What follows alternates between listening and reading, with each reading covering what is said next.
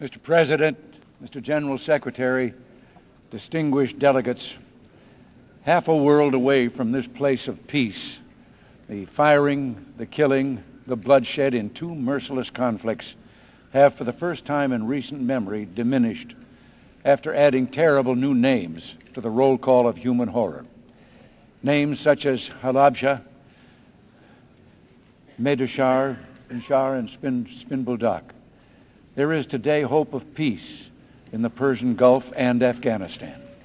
So too in the highlands and coastal cities of southern Africa, places of civil war, places of occupation by foreign troops.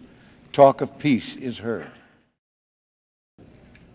For the first time, the differences between East and West, fundamental differences over important moral questions dealing with the worth of the individual and whether governments shall control people or people control governments. For the first time, these differences have shown signs of easing. Easing to the point where there are not just troop withdrawals from places like Afghanistan, but also talk in the East of reform and greater freedom of press, of assembly, and of religion. Yes, fundamental differences remain. But should talk of reform become more than that, should it become reality, there is the prospect of not only a new era in Soviet-American relations, but a new age of world peace. For such reform can bring peace. History teaches, and my country has always believed, that where the rights of the individual and the people are enshrined, war is a distant prospect. For it is not people who make war. Only governments do that. I stand at this podium then in a moment of hope. Hope not just for the peoples of the United States or the Soviet Union, but for all the peoples of the world. And hope, too, for the dream of peace among nations, the dream that began the United Nations. Precisely because of these changes, today the United Nations has the opportunity to live and breathe and work as never before. Already, you, Mr. General Secretary, Secretary General, through your persistence, patience, and unyielding will, have shown in working toward peace in Afghanistan and the Persian Gulf how valuable the United Nations can be. And we salute you for these accomplishments. And in Geneva at this very hour, there are numerous negotiations underway. Multilateral negotiations at the Conference of Disarmament, as well as bilateral negotiations on a range of issues between the Soviets and ourselves. And these negotiations, some of them under UN auspices, involve a broad arms control agenda, strategic offensive weapons, and space, nuclear testing, and chemical warfare, whose urgency we have witnessed anew in recent days. And Mr. Secretary General, the negotiators are busy, and over the last few years they've been engaged in more than an academic exercise. There is movement. The logjam is broken. Only recently, when the United States and the Soviet Union signed the INF agreement, an entire class of U.S. and Soviet nuclear missiles was eliminated for the first time in history. Progress continues on negotiations to reduce in massive number strategic weapons with effective verification. And talks will begin soon on conventional reductions in Europe. Much of the reason for all of this goes back, I believe, to Geneva itself, to the small chateau along the lake where I and the General Secretary of the Soviet Union had the first of several fireside chats, exchanges characterized by frankness, but friendliness too.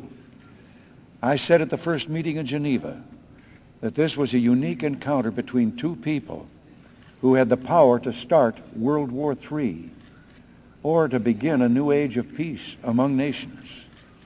And I also said peace conferences, arms negotiations, proposals for treaties could make sense only if they were part of a wider context.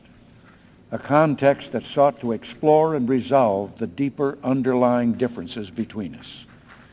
I said to Mr. Gorbachev then, as I have said to you before, nations do not mistrust each other because they're armed. They are armed because they mistrust each other.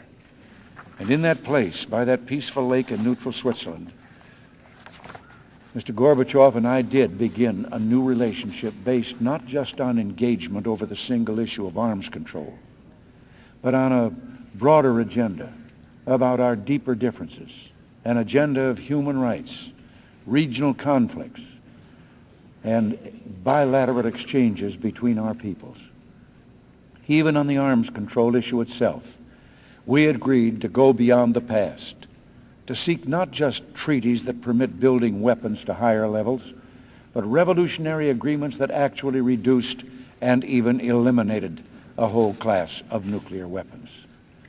What was begun that morning in Geneva has shown results. In the INF Treaty, my recent visit to Moscow, in my opportunity to meet there with Soviet citizens and dissidents and speak of human rights, and to speak, too, in the Lenin Hills of Moscow to the young people of the Soviet Union about the wonder and splendor of human freedom.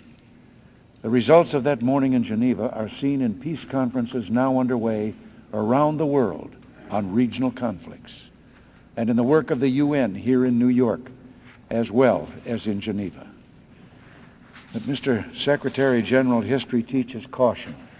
Indeed, that very building in Geneva where important negotiations have taken place, the Geneva Accords on Afghanistan, the Iran-Iraq negotiations, for example, we see it today as stone-like testimony to a failed dream of peace in another time.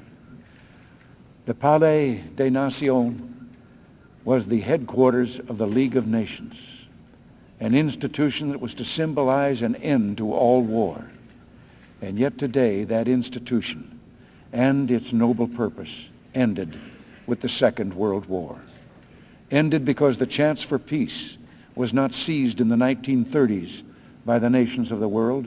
Ended because humanity did not find the courage to isolate the aggressors, to reject schemes of government that serve the state, not the people. We're here today, Mr. Secretary General, determined that no such fate shall befall the United Nations. We're determined that the UN should succeed and serve the cause of peace for humankind.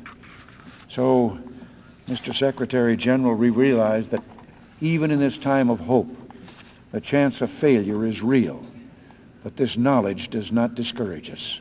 It spurs us on, for the stakes are high. Do we falter and fail now and bring down upon ourselves the just anger of future generations?